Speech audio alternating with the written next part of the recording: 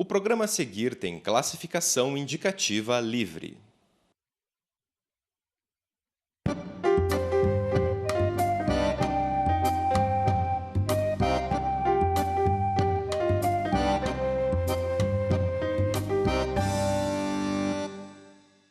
Olá, estamos com você no programa América Latina Viva.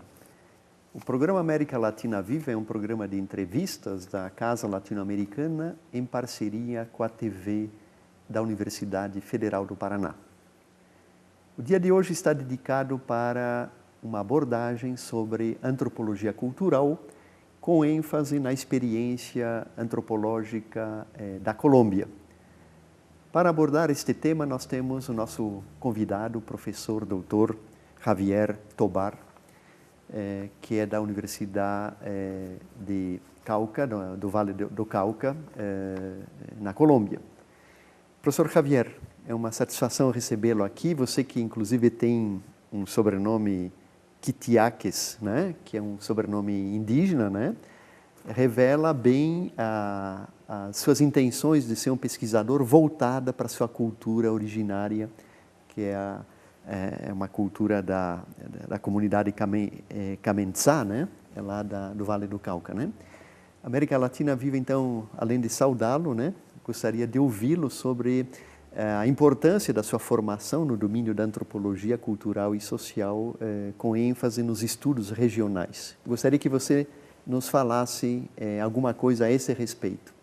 Muchas gracias por la invitación, muy contento de estar en la universidad, aquí en Brasil.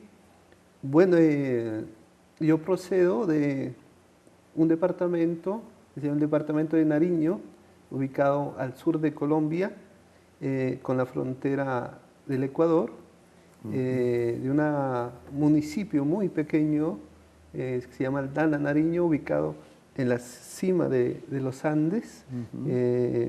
Mis padres son comunidades campesinas y mi abuelo, un apellido indígena de la comunidad de Los Pastos, una comunidad del departamento de Nariño. Certo. Mi formación, yo siempre digo que no empieza en la escuela, no empieza institucionalmente, sino empezó precisamente con mis abuelas, ¿no? Las dos artesanas, tejedoras, mis padres agricultores, comerciantes. Entonces, lo que podríamos llamar en Benjamín, unos narradores. Unos narradores. Entonces yo aprendo de ellos su sabiduría, me han transmitido sus experiencias, ¿no? En el sentido también de Benjamín. Creo que esa es mi primera aproximación a la antropología. Certo. Posteriormente estudio antropología en la Universidad del Cauca, donde me acerco a una realidad muy interesante del departamento del Cauca, zona multiétnica, multicultural, también con mucha experiencia en movimientos sociales, sobre todo indígenas. Posteriormente regreso a mi departamento, que es Nariño, trabajo en la Universidad de Nariño, ahí estudio una maestría en etnoliteratura. La preocupación de esta maestría no es la literatura convencional, clásica, sino interesar en otras literaturas, literaturas indígenas, campesinas, afro, en otro tipo de artes, ¿no? En el mito, en otro tipo de narrativas. Nós vamos abordar os seus trabalhos de pesquisa, de investigação, logo em seguida, tá? Eu gostaria agora que você nos falasse da sua experiência, porque você tem uma proposta e já está realizando esta atividade de um mestrado, uma maestria, não? Sobre desenvolvimento regional, não? Eu gostaria que você nos falasse dessa proposta, porque me parece que é uma proposta bastante inovadora, diferente de uma visão excessivamente acadêmica, fechada em si mesmo. Que proposta é essa de um mestrado em desenvolvimento regional? precisamente lo que yo encontraba en mis pesquisas, en mis investigaciones que se realizaron en 3 departamentos: Nariño, el Putumayo de la comunidad Kamsá, Cauca, donde uno va, yo siempre traté de aprender, ¿no? De aprender de ellos. Mi formación como antropólogo, ¿no? Tanto en mis estudios de maestría y de doctorado con artesanos, lo que yo aprendí es que ellos eran maestros, ¿no? Eran unos maestros, sean tejedores, artesanos, poetas, artistas, chamanes, y veo, y cuando ya soy profesor de la universidad, me encuentro que estos maestros no tienen espacio en la universidad.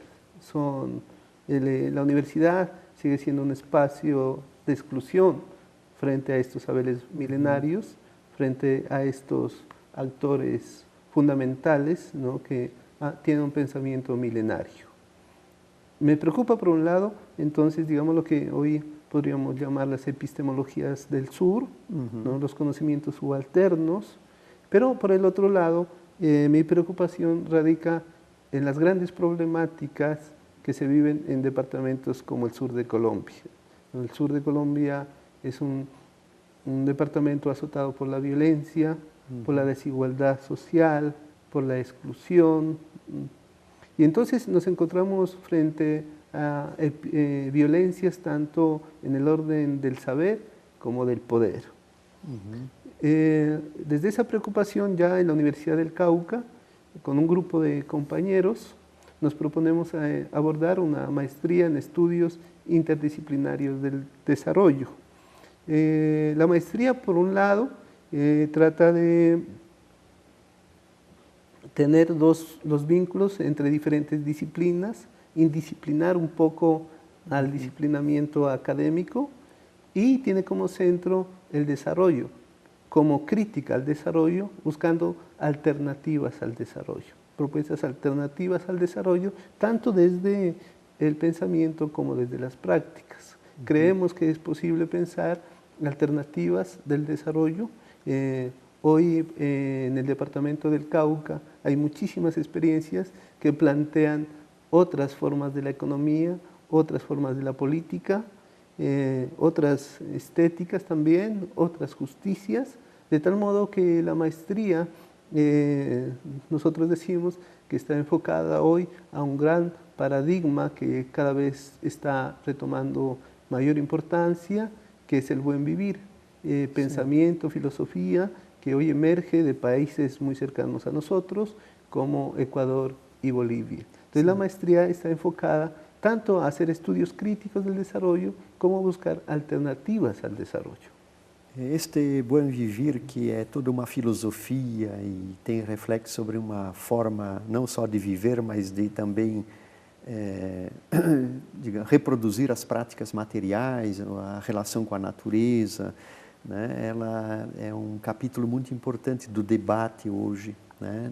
Entre os povos andinos, e que também alcança a região de vocês, né? Eu gostaria de perguntar para você, nós aqui que vivemos longe da Colômbia, às vezes a gente tem uma ideia um pouco equivocada, em que pese que já há 50 anos a Colômbia vive um conflito que tem, digamos, uma dimensão de guerra civil, né? Mas é uma sociedade que também, apesar de tudo isso, ela funciona, e funciona bem, né? Em que medida a tua região ela é afetada por esse fenômeno, mas também como é que a sociedade aprendeu a conviver com esse conflito? Sí, creo que el departamento del Cauca y en general en Colombia, frente a procesos de violencia muy fuertes, ya más de 50 años, el Cauca en particular ha sido hoy y ha sido históricamente una zona, tiene una historia excluida, violenta, violentada por diferentes actores sociales, ¿no? Por ejemplo, hoy zona donde se encuentra el narcotráfico, la incidencia del paramilitarismo, muchos grupos también de la guerrilla, ¿no?, vinculados ahí en esa región, pero nos encontramos frente a ese tánatos, ¿no?, esta violentación histórica que ha indicado la desposesión de sus tierras, el desplazamiento y la exclusión de las escuelas, de los colegios, de las universidades, tanto a las comunidades indígenas, campesinas y negras, y a la población mestiza popular. Frente a eso, el Cauca hoy, gracias a los procesos de resistencia de líderes supremamente importantes, de referente en Colombia, han creado posibilidades de vida, de resistencia, de alternativas. El Cauca hoy es un referente muy importante, digamos, como una ecología de pensamiento. Han propuesto importantes iniciativas a nivel de la autonomía, a nivel de etnodesarrollo, entendido esto como forma de control, de crear sus propias propuestas culturales y políticas, y en general han creado y recreado el mundo generando pensamientos y acciones de manera interesante. Es decir, que frente a ese proceso de violencia ha emergido creativamente muchísimas iniciativas, ¿no?, que son referentes y que deben ser presentes, a mi modo de ver, en nuestras reflexiones, en nuestros discursos, en nuestras prácticas, por ejemplo, universitarias. Así que frente al tánatos de la violencia, de la política, la vida emerge en estas comunidades. E é sobre esses processos criativos de resistência, de criação, né, enfim, de emergência de novidades que você tenta captar pelas suas pesquisas. Nós vamos abordá-la no próximo bloco.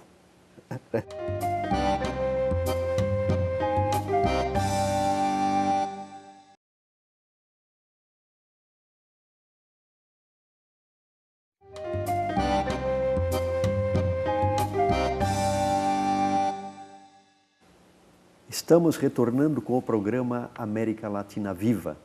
No dia de hoje nós estamos abordando a questão da antropologia cultural e social na Colômbia, com o nosso entrevistado, professor Javier Tobar, da Universidade de Cauca.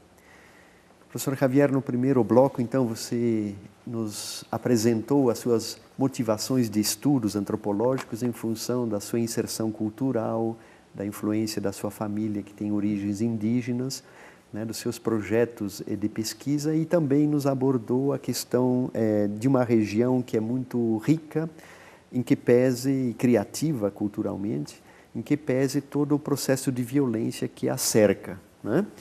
E justamente então, você que tem uma formação interessante, diversa, né? Lá desde a sua especialização, que você trabalhou com hermenêutica e saber da arte Camentsá, né, que é da comunidade indígena. Depois, na sua especialização, na sua maestria, ou mestrado, você fez estudos de etnoliteratura, né?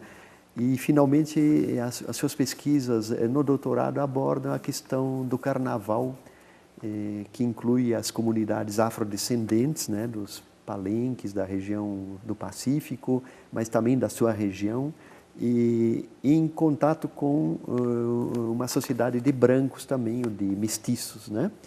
Eu gostaria que você nos falasse dessa sua experiência diversa, né, e cumulativa da pesquisa, que começa desde a questão lá também de uma ética, né, ligada ao conceito de justiça, né, ligada a essas comunidades indígenas, passando por suas experiências mitopoéticas, né, e até o carnaval. O que você nos traz de novidade nesses seus estudos? Sí, yo inicié mi tesis de antropología en la comunidad Kamsá, que es una comunidad indígena del Putumayo, y básicamente fue una tesis de varios ensayos. Un ensayo fue dedicado al carnaval del perdón, al carnaval de la reconciliación. Y lo que generalmente nosotros encontramos o vislumbramos es que el carnaval es fiesta, ¿no? Divertimiento. Pero lo que he ido encontrando en estudios de fiesta es que el carnaval es un modo de vida, es una forma de pensar, es una forma de acción. Entonces, por ejemplo, en el Carnaval del Perdón, dos elementos fundamentales que la fiesta me condujo a entender el sentido de lo justo o el sentido de la justicia social. Para la comunidad Kamsá, el carnaval se convierte en un espacio de reconciliación.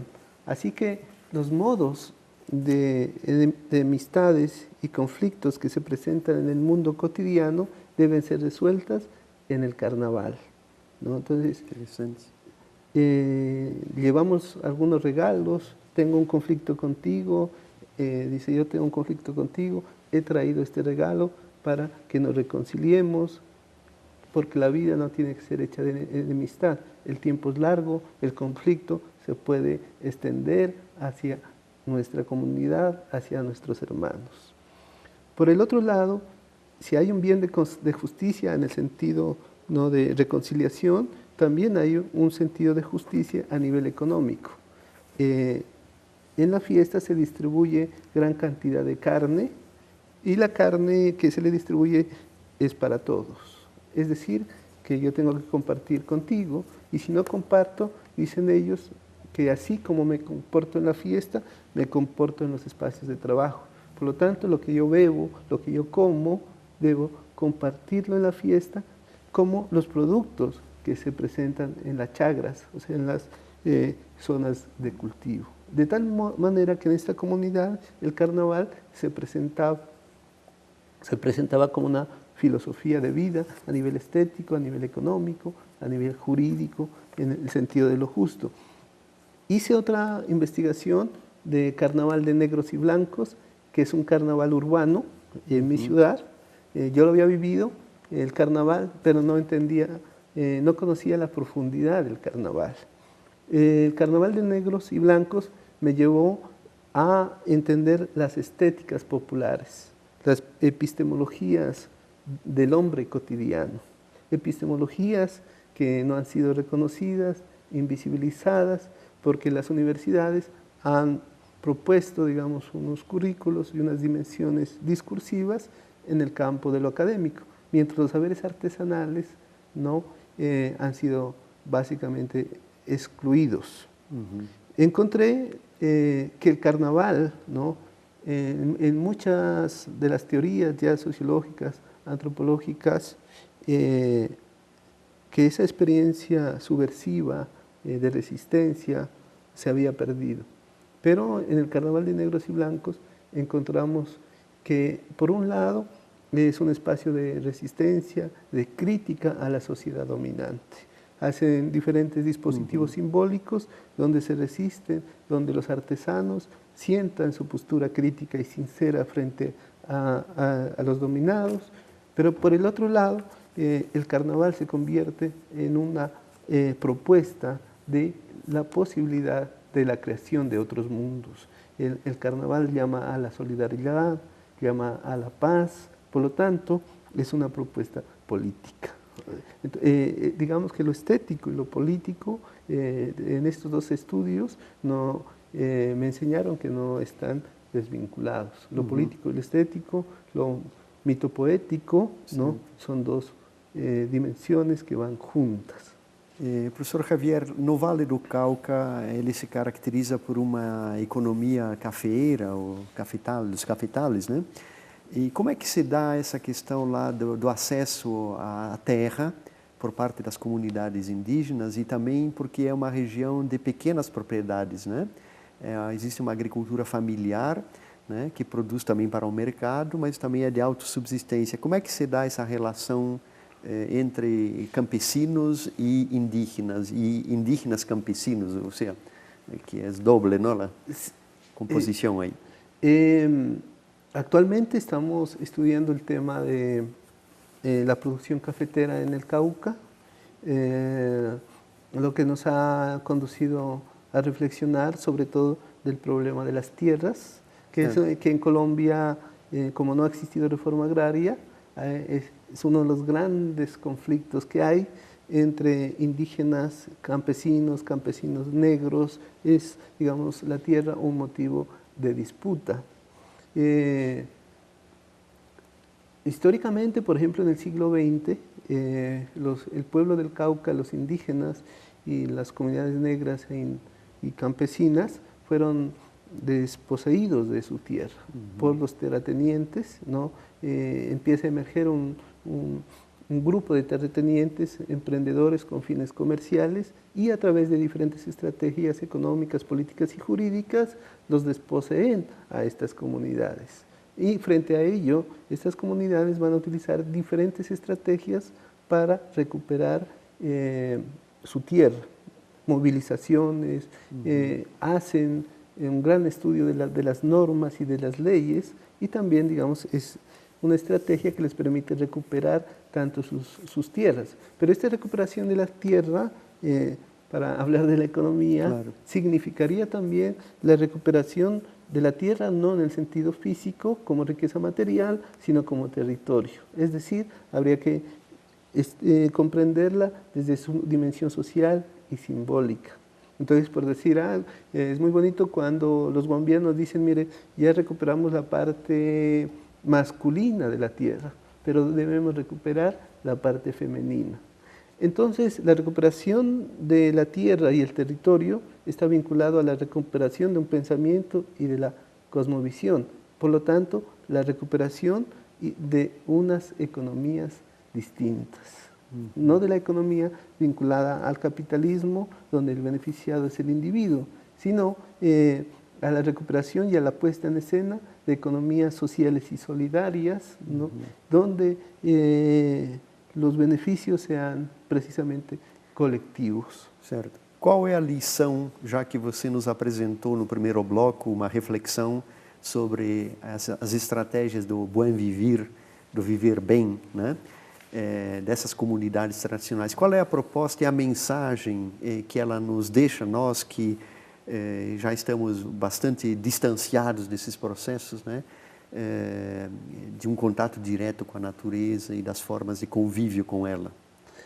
El buen vivir es un pensamiento que ha existido milenariamente, ¿no? Hoy es una categoría que se emerge, pero el buen vivir ha estado presente en las comunidades, así sea en el proceso de colonización. Es a partir de el buen vivir como una estrategia de movilización que ellos han podido generar prácticas que son distintas, por ejemplo, al capitalismo o al socialismo. Uno de esos elementos fundamentales del buen vivir es vivir alegres.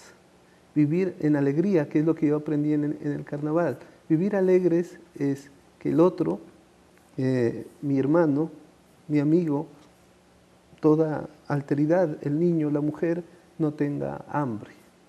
Si yo estoy comiendo solo y no comparto, no va a haber alegría, hay tristeza. El buen vivir, entonces, es ese compartir, es esa alegría entre todos. Compartir comunitariamente. De otro lado, uno de los elementos fundamentales del buen vivir es el cuidado de la naturaleza, el cuidado de la Pachamama. Por lo tanto, se plantea unas prácticas desde los niños, desde los agricultores, hasta los chamanes que son, digamos, los encargados de cuidar la naturaleza. Hay que cuidar la naturaleza como una madre, porque la naturaleza es sensible, no es una máquina y no es un recurso económico. Entonces no hablamos aquí de una salud de los chamanes encaminados únicamente al cuidado del cuerpo, sino al cuidado de la naturaleza, de un corpus que es material, espiritual, pero también sensible. De todas maneras, entonces el buen vivir tendría ese componente, ¿no?, ecosófico, de cuidado de la natureza, del espírito e do mundo material. Ok, professor Javier Tobar, oxalá que, né, esses fluidos, né, do bem viver possam sensibilizar o conjunto da sociedade, né, não só latino-americana, mas o mundo, né, que desperte para essa ecosofia tão fundamental para a sobrevivência do nosso planeta e da humanidade. Muito obrigado, professor Javier. América Latina Viva vai ficando por aqui e convida você novamente a nos assistir no próximo programa. Até lá!